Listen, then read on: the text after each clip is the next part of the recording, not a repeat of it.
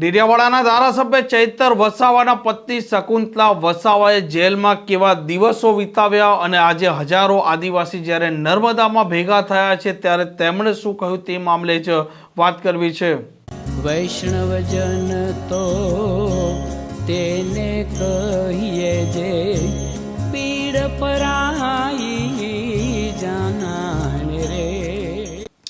નમસ્કાર, આપ જોઈ રહ્યા છો નવજીવન ન્યૂઝ અને હું છું આપની સાથે તોફિક ગાંચી। કોઈ પણ વ્યક્તિ જ્યારે જેલમાં જાય છે તે સમયે બે લોકો સજા ભોગવતા હોય છે। એક તેમનો પરિવાર હોય છે, જ્યારે બીજો વ્યક્તિ જે જેલમાં બંધ હોય તે। અને અત્યારે આ સજા ચૈતર વસાવા ભોગવી રહ્યા છે અને તેમના પરિવારજનો પણ બહાર ભોગવી રહ્યા છે। અને જે પ્રકારે ચૈતર વસાવાને સજા પડી છે ત્યારથી નર્મદામાં ધમાસાણ મચેલું છે। આદિવાસી લોકો અલગ અલગ પ્રતિક્રિયા આપી રહ્યા છે અને સાંસદ મનસુખ વસાવા પણ કહી રહ્યા છે કે ચૈતર વસાવા પરિવારના લીધે જેલમાં ગયા, પરંતુ ચૈતર વસાવાના પત્ની શકુંતલા વસાવા જેલમાંથી બહાર આવ્યા અને આજે હજારો આદિવાસીના વચ્ચે જ્યારે નર્મદામાં એકઠા થયા ત્યારે તેમણે શું કહ્યું છે તેમને પણ સાંભળી લઈએ।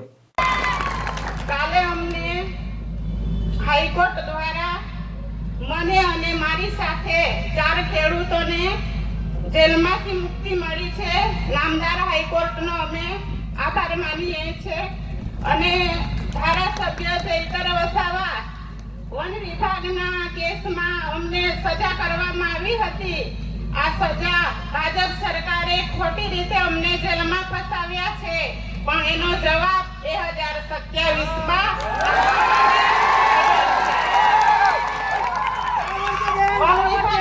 ખેડૂતોનો પાક કાપી નાખવામાં આવ્યો છે।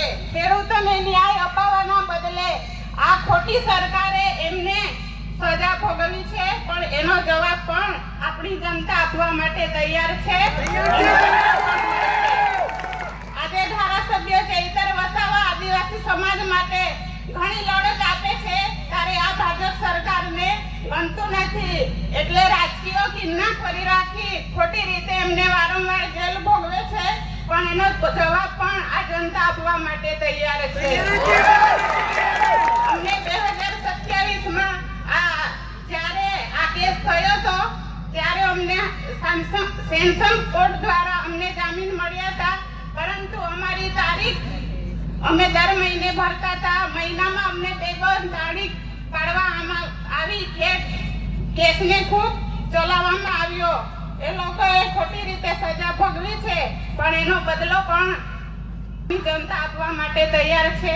તમારી તમારો બધાનો ખૂબ ખૂબ આભાર। જેલમાં અમને ઘણી તકલીફ પડી, સમય કાઢવા માટે ખૂબ મુશ્કેલ હતું અને અમને ખૂબ તકલીફ પડતી હતી, પરંતુ તમારા આશીર્વાદથી અમે બહાર આવ્યા છે। તમારો બધાનો ખૂબ ખૂબ આભાર। જેલમાં અમને ધારાસભ્યને દર શનિવારે પતિ પત્નીની મુલાકાત કરવામાં આવતી હતી। તમારા બધાને સાહેબની તબિયત પણ સારી છે, તમને બધાને સમાચાર આપ્યા છે। બધાને મારી યાદ આપજો અને ટૂંક સમયમાં અઠવાડિયામાં ચૈતર વસાવાને પણ જામીન મળશે। અને નામદાર હાઈકોર્ટનો અમે આભાર માનીએ છીએ। ન્યાય પ્રણાલિકા પર પૂરો ભરોસો છે, આપણને ન્યાય ચોક્કસ મળશે। સત્ય પરેશાન થઈ શકે છે, પરંતુ પરાજિત થઈ નહીં। સત્યનો હંમેશા વિજય થયો છે। આમ ચૈતર વસાવાના પત્ની સહિત 5 લોકો છે તેમને ગુજરાત હાઈકોર્ટે જામીન પણ આપ્યા છે, તેમના સજા પર સ્ટે પણ આપ્યો છે અને આજે હજારો આદિવાસી ચૈતર વસાવાના સમર્થનમાં કલેક્ટર ઓફિસ પહોંચ્યા છે। 1 લાખ લોકોએ સહીઓ કરી છે અને ચૈતર વસાવા નિર્દોષ છે, તેમને જેલમાંથી મુક્ત કરવા જોઈએ તેવી માંગ પણ ઉચ્ચારી છે। આ પ્રકારના સમાચાર માટે નવજીવન ન્યૂઝ ચેનલ સાથે જોડાયેલા રહો। નમસ્કાર।